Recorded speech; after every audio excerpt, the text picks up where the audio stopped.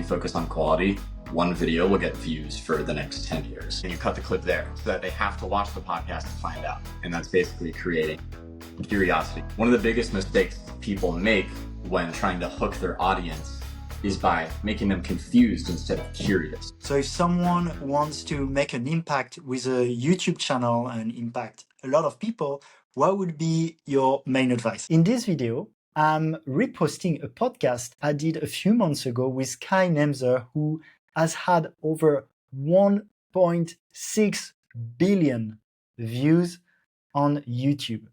And the reason I'm reposting it here and now is, well, first, that's going to be very relevant for you guys because this channel is about growing a podcast on YouTube.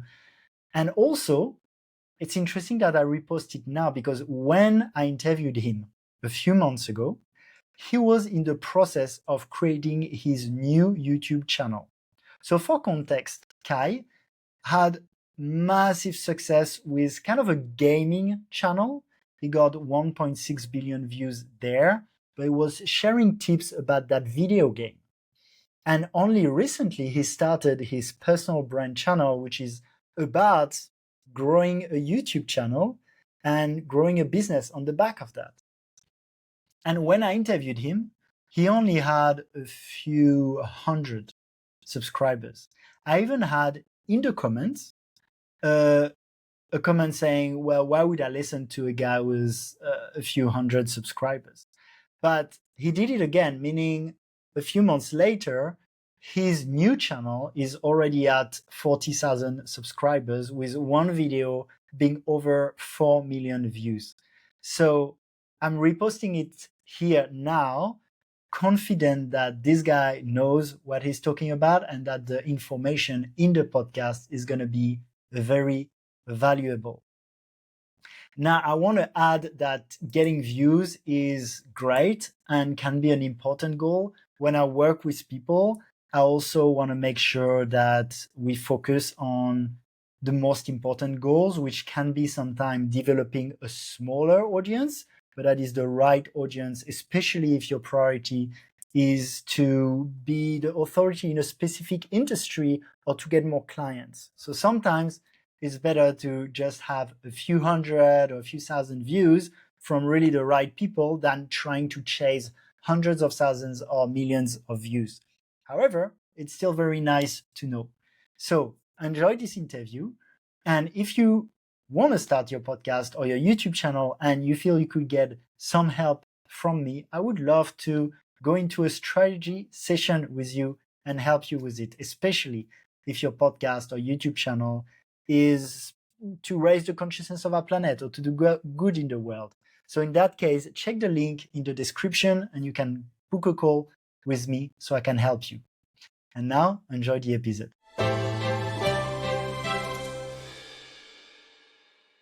Hi, and welcome to this new episode of The Light Leaders. Today, I'm really excited to have Kai Nemzer, who's had 1.2 billion views on YouTube. You've won Alex Hormozzi's school games, and you did that at only 21 years old.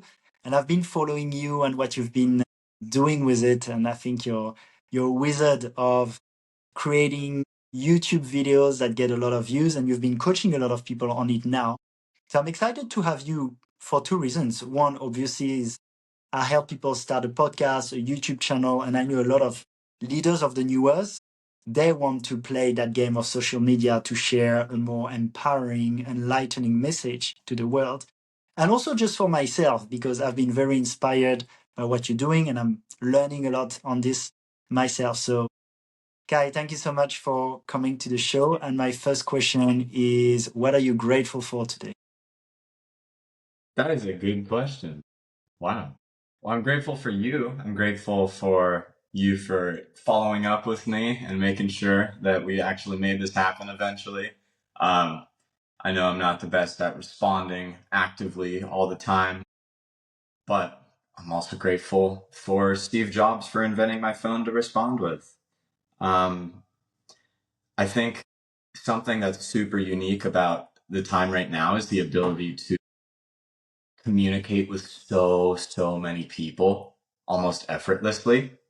And I was thinking, I do a lot of thinking when I'm awake, um, about like, how can I actually make the biggest impact in the world? And I think it's truly by like the way to reach the most people is through content.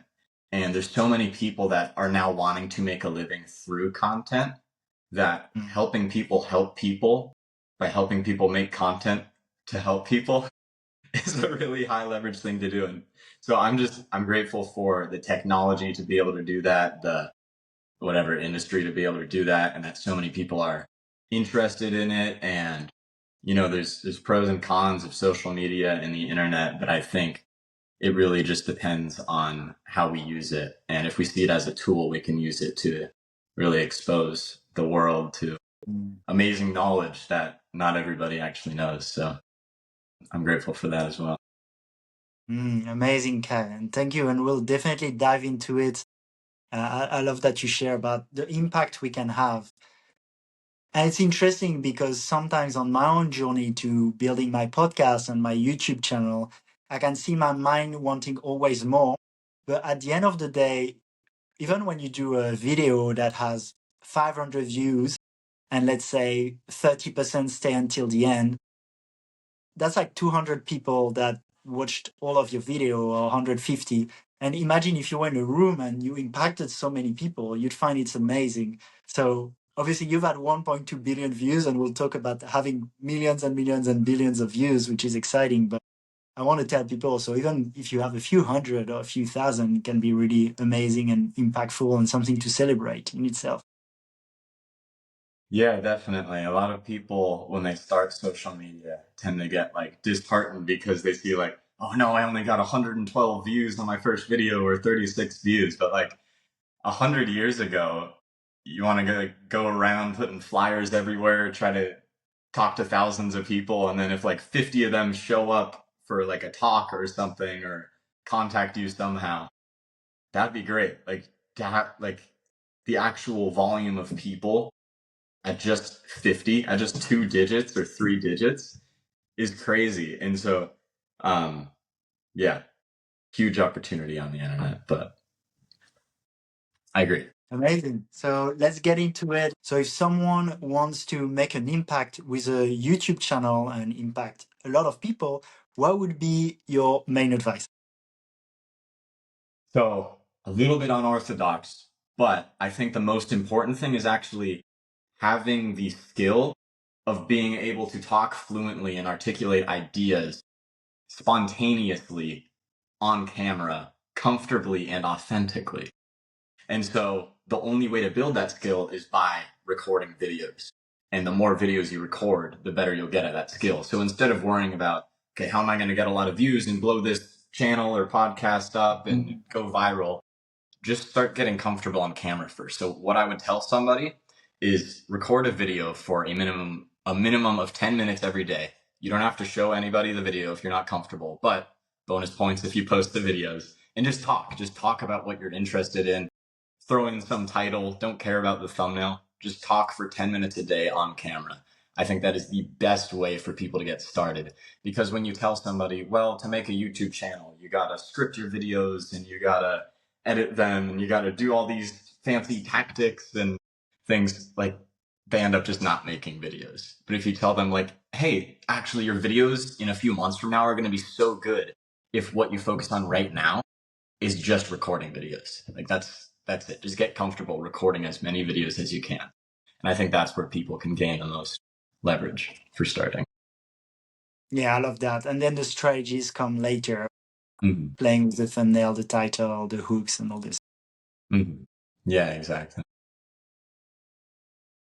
I'm curious also because you've started coaching a lot of people. So do you find people who come to you often want to grow you? Like, do they need more help for the growth of the YouTube channel per se and the tactics, or actually to get better public speaking and speaking in front of a camera? Yeah, so it's kind of a split, and it also depends on what level they're at. So actually, most people just kind of need to work on the skill. And there's a lot of people that have a decent skill and have recorded a bunch of videos, and now I need to start telling them like, hey, your titles and thumbnails actually suck, and so let's work on these. This title should be like this, and here are some rules for this.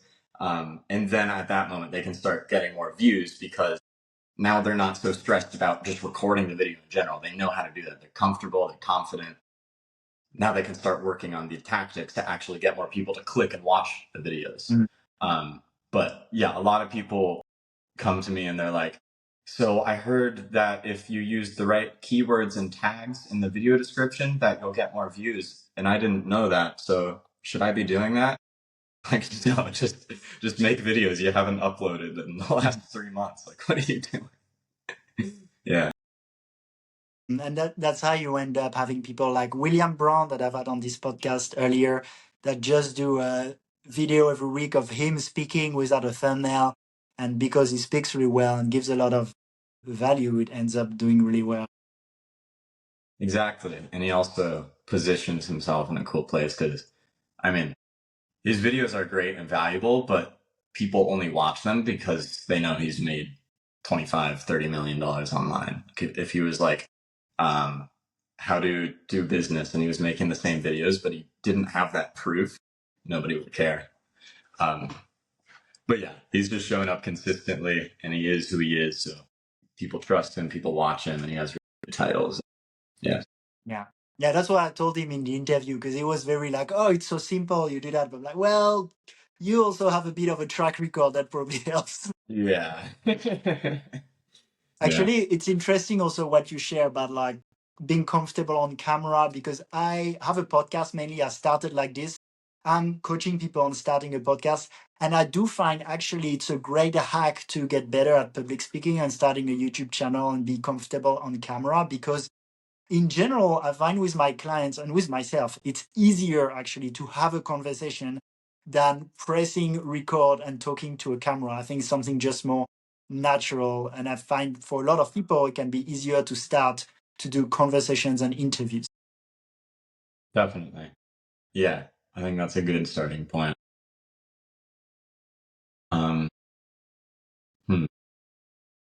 Yeah, I think different people are different. Like some people, for me, it would be way easier because I'm super introverted. So like, I would rather just talk to a camera. If I had never made videos before, I think I would start making videos easier by just learning how to talk to a camera.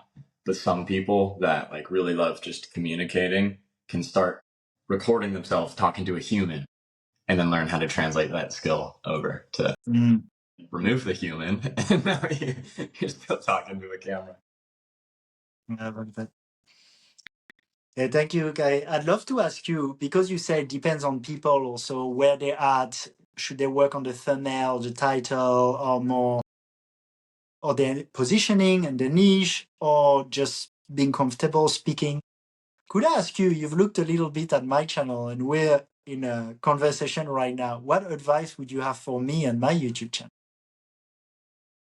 Yeah, so I think making the packaging look more professional in general, and like it's hard to say terms like that because it's vague. It's like, okay, make it more professional. What does that mean? Like make this little detail higher quality, make the text different, make it less. Like I would have to analyze every single aspect and tell you literally what to do. I couldn't put like vague terms on how to make the thumbnails and titles look more professional because that makes sense in my head, but it probably doesn't make sense to somebody who hasn't studied YouTube as much as I do. But I think if you have more consistent and kind of like clean, professional looking packaging, I think people will more consistently click onto your channel and your following will grow more consistently. And then another thing is I would just think about the experience of the viewer more, and how you can help them engage more in the podcast, especially digital, like online podcasts are really hard for a consumer to watch because there's so many options of way more even stimulating podcasts. Like Joe Rogan, he's got 10 different cameras with all these different angles, and you're watching and it's constantly cutting from person to person, and it's all high in depth. And it's like you have to get creative if you don't have the budget to have that kind of high production. But there's a way to do that. And yeah, so I've actually been working with the school podcast right now. And so I've gotten some insights from having like their most viewed video was 3,000 before I started working with them. And now they've got one with like 85,000 and one with 20,000 views. And we've slowly upgraded kind of just all aspects of the experience of people clicking and watching the videos. Because that's generally what it is. Like, instead of thinking about like, oh, how can I retain this person? What's the little tricky tactics to do this? Just think about like, how can I get a human to have a great experience and expect a great experience from this podcast? In terms of the thumbnail and title, you want to set a great expectation, make them feel like, well, this is a podcast I'm going to like watching, so that the moment they click on it, they already expect to watch the whole thing. They're already invested. And then the intro makes them even more invested. And then the rest of the podcast is entertaining, full of value. But you can kind of relax there, because at the point where you kind of win with the title, thumbnail, and intro. And at that point, if you just have a good conversation, the viewer will spend the time with you. But we've found that we're just slowly upgrading the quality of the production, the packaging quality, the intro quality, and we're constantly experimenting with what works and taking data from like, okay, this intro kind of sucked, the retention's down, this intro actually worked. And so it's less about like, do this to blow up. It's more like, try a million different things and constantly improve in all areas of making the experience great for the viewer. So that's the real answer. It's a bad answer because I'm not like, so yeah, this is how you're gonna blow up your channel specifically, but all channels are basically do that. Is that a good answer, or do you want something more specific?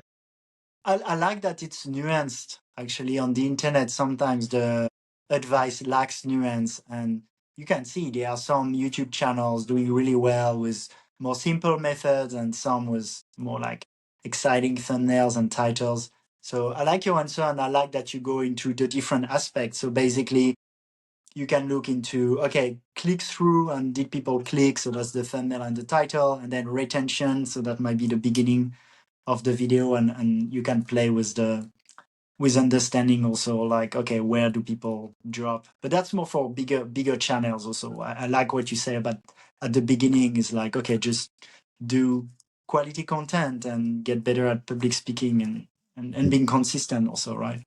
Mm-hmm. Do you recommend posting like weekly or a certain frequency? Weekly seems to be the best for all channels.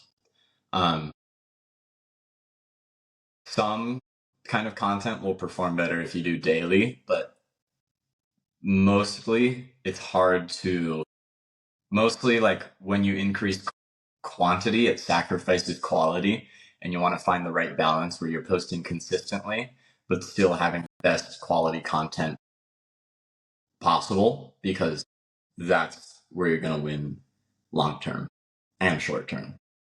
Quality will always win on YouTube. And so if making one video a month is going to be 10% better quality than making 4 videos per month that are 10% worse quality, it's better to actually do just the 10% better. And then you can also look at the data. So maybe that's wrong. But usually, like long term, if you focus on quality, one video will get views for the next 10 years.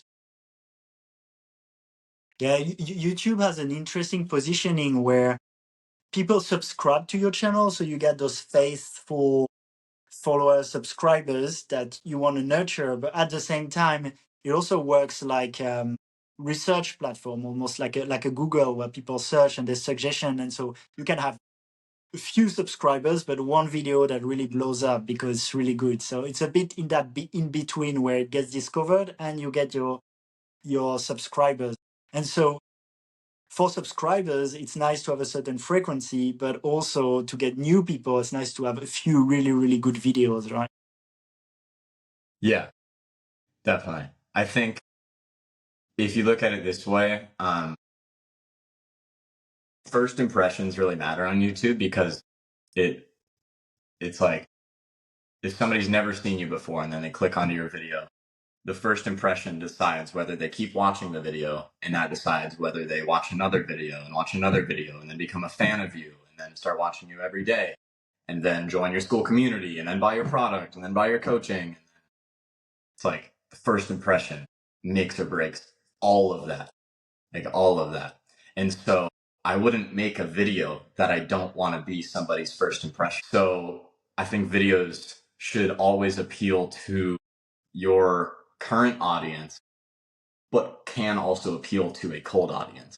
And so I don't like videos that are like, hey, what's up, guys? Welcome back to the channel. In this episode, we're going to be doing this. Because it's like, it just feels like I'm left out if I'm new to the channel. Like, oh, this is just the friend group hanging out, watching this video. And I wasn't invited, but now I'm here and now it's awkward. Now it's not that extreme because people are used to YouTubers saying, yo, what's up, guys? Welcome back to the channel. But I think I would be a bit more mindful that, like, yes, make your viewers happy, treat them like family, but also be super welcoming to new viewers in a way where your content's just as consumable for people that have never ever seen you before, and it leaves a lasting impression. I love that. I love that.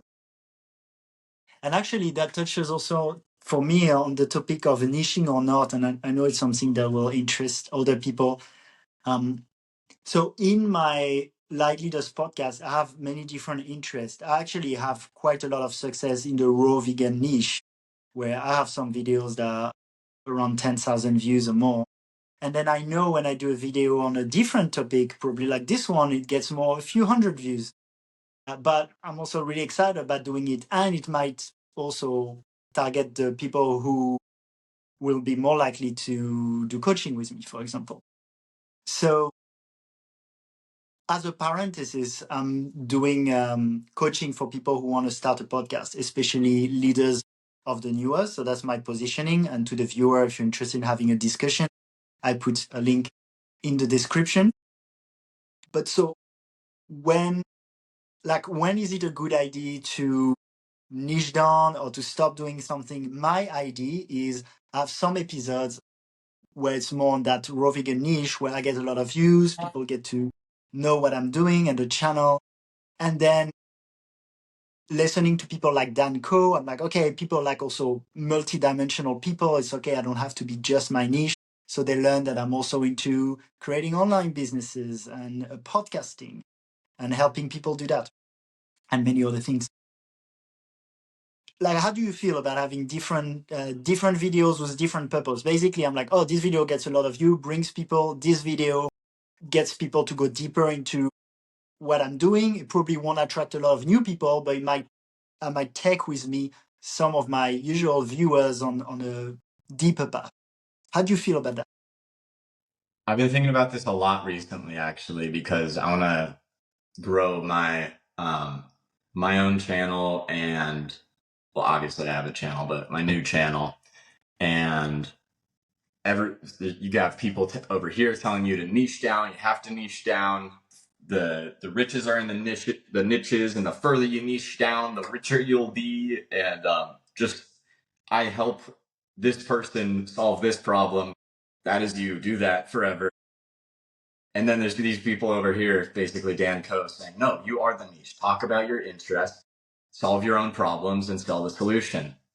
And there's problems with both sides. And I think it just depends on what person you are and the kind of things you want for your life. So for me, if I niche down and become, say, the YouTube thumbnail guy, where the problem I solve is I help creators or entrepreneurs make clickable thumbnails and titles. That's it. I improve their packaging. Now that's a problem that needs to be solved. That's a niche. It's in demand. I'm good at it. I can do it. But I would feel like a complete robot. And I would feel like a total empty void. Like, okay, this is what I'm doing. I am the thumbnail guy. Like, come on. I'm not the fucking thumbnail guy. Like it feels meaningless, even if I'm helping people genuinely get a bunch of views, make a bigger impact. That's great. But I'm not the thumbnail guy. I'm a lot more than that. And so maybe I'm wrong for having that perspective of like, I can't be one thing. And I see it as like almost like mechanical. Like I don't want to be like a robot, just like I make thumbnails every day. This is what I do. This is the problem I'm solving. I would rather talk about 10 different things that I'm super interested in and have it all come together to serve a certain kind of person that I like connecting with and get to help them go from point A to point B and whatever that is. And now that's harder and that's less predictable because like the easiest way to make money online is look at what works. Okay, this works. Now create an offer for that and do it faster or make it cheaper or make it more expensive or whatever. Like you're going to make money if you do something that works. But the problem with that is if that's not aligned with who you are, then you're not going to be able to do it for very long.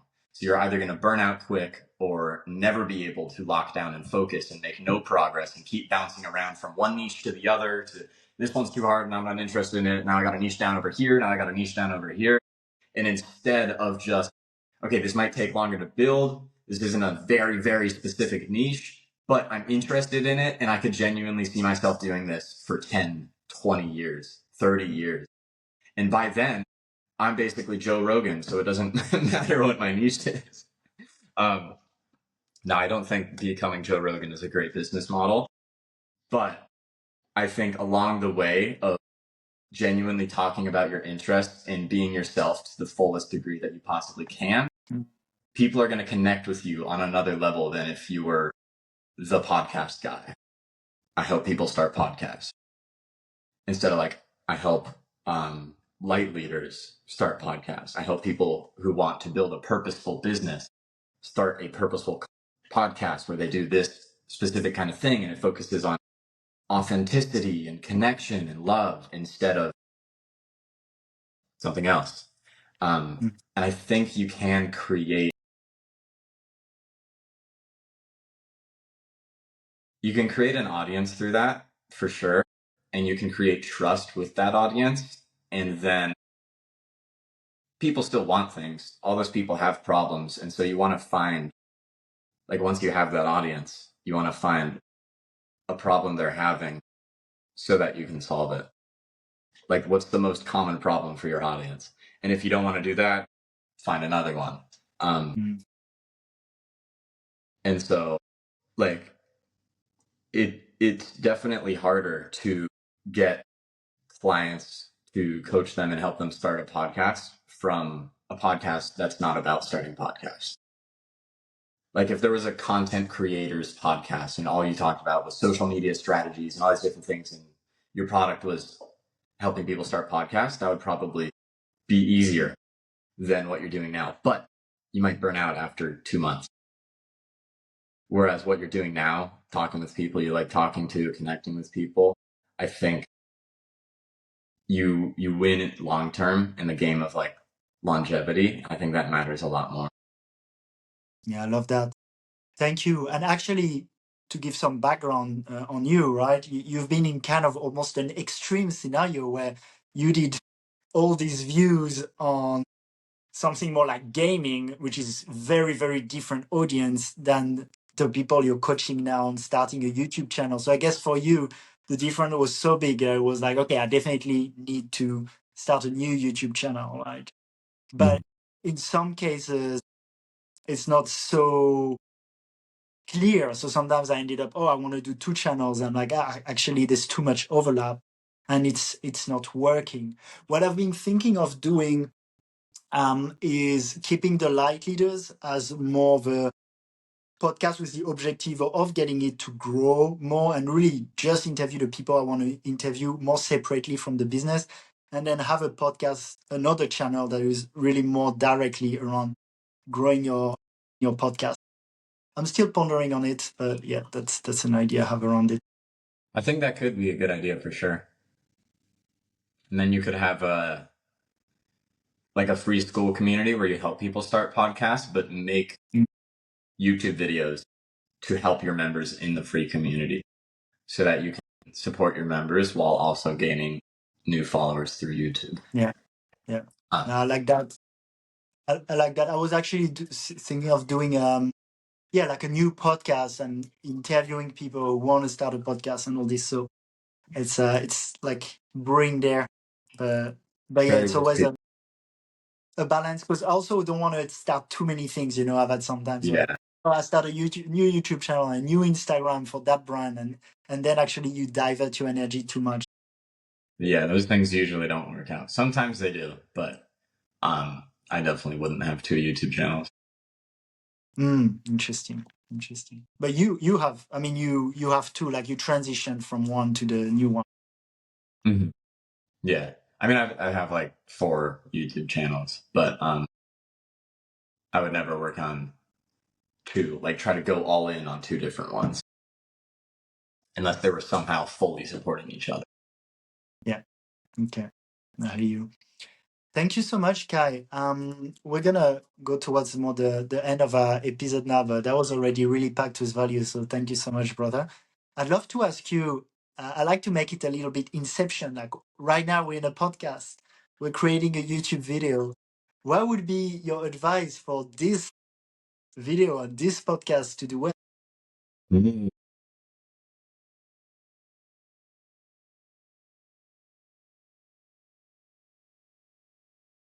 So we've been experimenting with different hooks in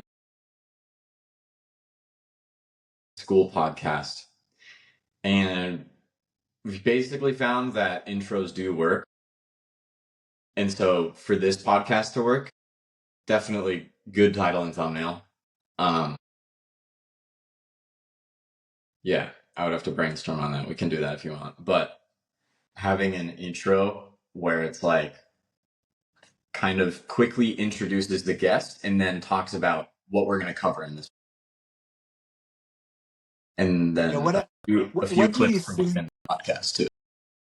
What do you think? So what I'm doing usually with my podcast is I take a few clips, like 30 seconds of clips that talk roughly about what the podcast will be about, but it makes it dynamic like a teaser, basically. Do you like this kind of intro? It depends what the clips are. So a lot of people choose the wrong clips and don't cut the clips at the right time, or don't have the right background music, or yeah, it's very easy to do it wrong. What you basically want to do is put clips in that, one, make people look like they're going to make people expect that they're going to have a good time in the podcast. So it could be a clip of like you and I saying something, and then we both start cracking up, and it's really funny.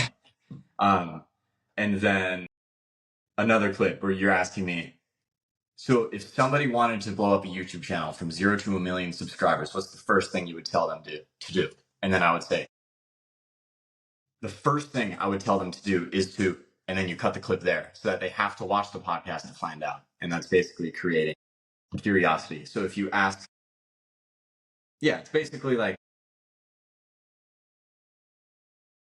asking me questions that they want the answer to, or telling them what they're going to learn in the podcast, and then showing clips proving that like we're about to talk about that, but not giving them everything. And so it's kind of like leading them with like the golden carrot. Do people say that? Is it golden carrot? I don't know. I don't know if people say that, but yeah, giving them something to want and then not giving it to them. Yeah, I've seen Dairy of a CEO do a lot of that. It's like 30 seconds of the one thing you need to do is. I have some resistance to it, I'll be honest. And you just don't want to do too much of that, because like you want to think about also, would I enjoy this podcast? Like if I clicked on this podcast and then it was this intro, would I click off? Like, is this too much? Is it too stimulating? Is there too many things popping up on the screen? Is it like, all right, I've seen this thing a million times. They're just playing clips and then cutting them off. Like, this is stupid. They're just using these stupid tactics. You want to really think about the experience somebody's going to have. And so is it annoying or is it interesting? And are they really getting excited and curious more than confused. Because that's another big mistake a lot of people make. You could use this as a clip. One of the biggest mistakes people make when trying to hook their audience is by making them confused instead of curious. So they'll say something that doesn't really make sense, trying to get people to be like, oh, what does that mean? Or what is he going to say? But really, they're just saying it just doesn't make any sense at all and confuses somebody instead of making them want to know what it was. And people will click off at confusion always.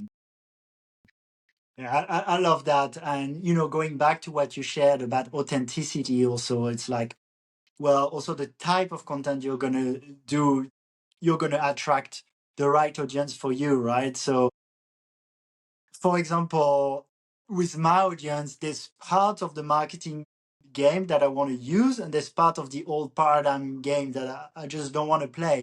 And if that means I get less views, but I get the views from the right people, it's fine. By the way, even just some of the terms, like for example, a hook is it's funny. It just sounds like hooking a fish. I don't like this term, but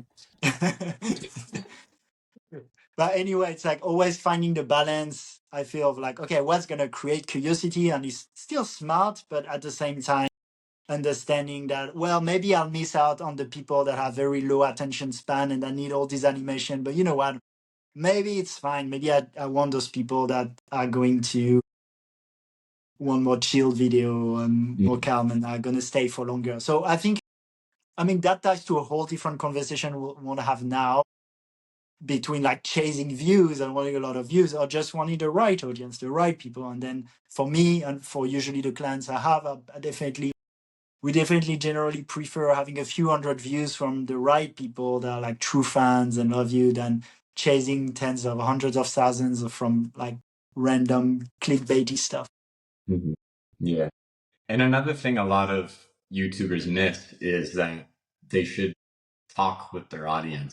And so the community tab is there to be used. And you can literally ask them, hey, do you guys prefer like super edited intros that are exciting? Or do you guys prefer like a few clips of the podcast? Or do you just want it to start? And they'll tell you. And then you can also get them in a school community, chat with them live, and just talk with them. Be like, do you guys genuinely like this? Like, does it make you want to watch the podcast more or not? And another thing about that is the people that are engaging the most, especially like if you're talking to your audience that joined your school community, those are like the people you want to attract to your audience. And so it'd be great to appeal to those kind of people. So asking them what they want is great.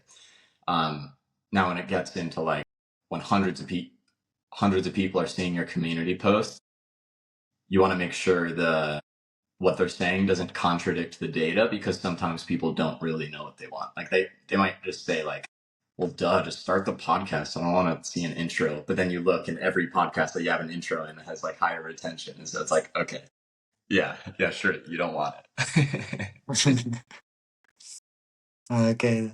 Thank you so much. I know you're about to go and see some elephants there in Thailand, so we'll go towards the end. But that was super insightful. I loved it. I learned a lot. I know our viewers love it too. And yeah, you do much more. You have your school community also, and that could be a whole episode. I'll drop the link in the description to a YouTube channel and your school community. That's very, very good too. I'm part of it. So thank you so much for doing all this. Is there anything else you'd like to share before we finish this episode? If somebody's wanting to start a YouTube channel, but you're procrastinating or you think now is not the right time, now is the right time. Get off this video. Well, first like and then subscribe, and then get off this video and record. Record your first video ever, or record your second video. And just, if you do it right now, I promise you're going to 10 times your chance of actually finding success on YouTube than if you say, oh, I'll wait for a right time.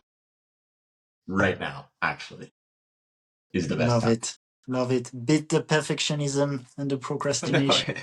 It's disconnected. All right, we're back. Thank you so much, Rosa Kai. Yeah, have a beautiful rest of your day. And everyone, thank you so much for listening, and listen to Kai. Like, subscribe, share. I don't know if that works. It definitely works. Definitely works. Trust me. Thank you so much for having me on, Alex. You're asking really good questions. I enjoyed it. Thank you. Have a blessed day.